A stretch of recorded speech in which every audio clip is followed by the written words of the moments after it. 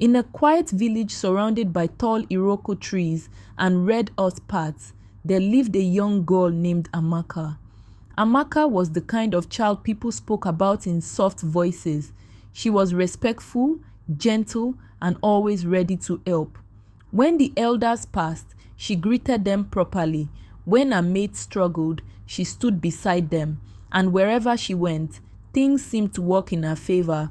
Some said she was simply lucky. Others said her chi was strong. But there were also those who watched her and did not smile with good hearts.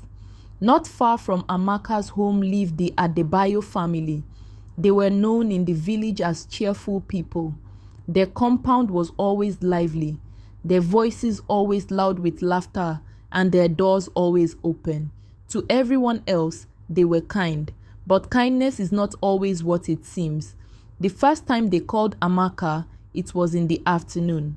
"Amaka, come and greet us," they said warmly. She went, as she always did, with respect. They welcomed her, sat her down, and gave her food.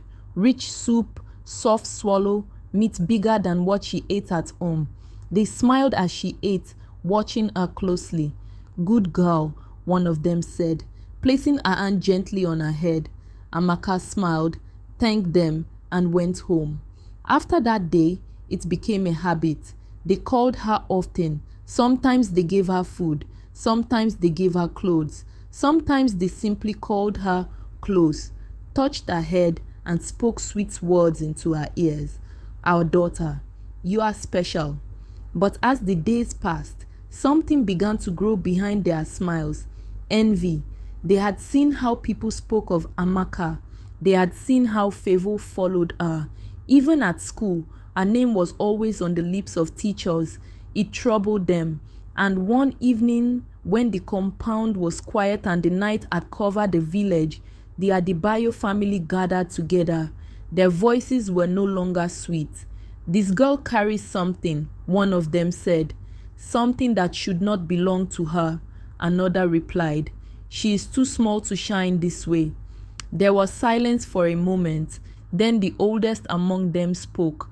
"If we draw close enough, if she continues to eat from us, to accept from us, what she carries will come to us." And so, their kindness continued, but now with purpose. They called her more often. They fed her more. They touched her more.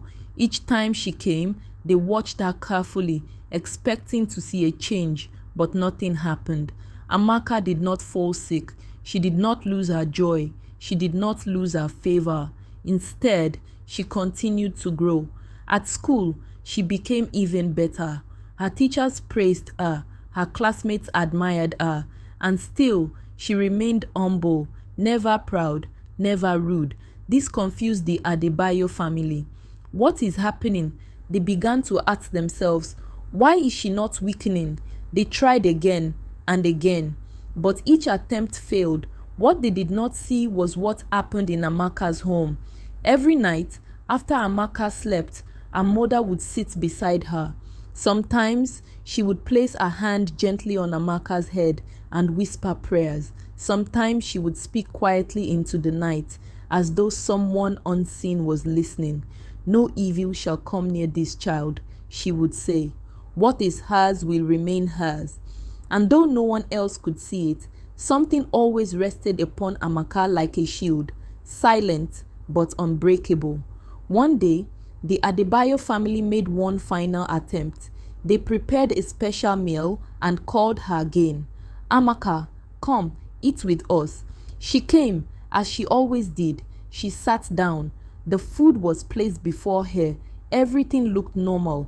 She reached out her hand to eat, but suddenly, a strong wind swept through the compound. The plates shook. The bowl slipped from her hand and fell to the ground, breaking apart. Silence followed. No one spoke. In that moment, something shifted. The Adebayo family looked at each other, not with confidence this time, but with fear, because deep within them, they understood something they had refused to accept before. This child was not unprotected.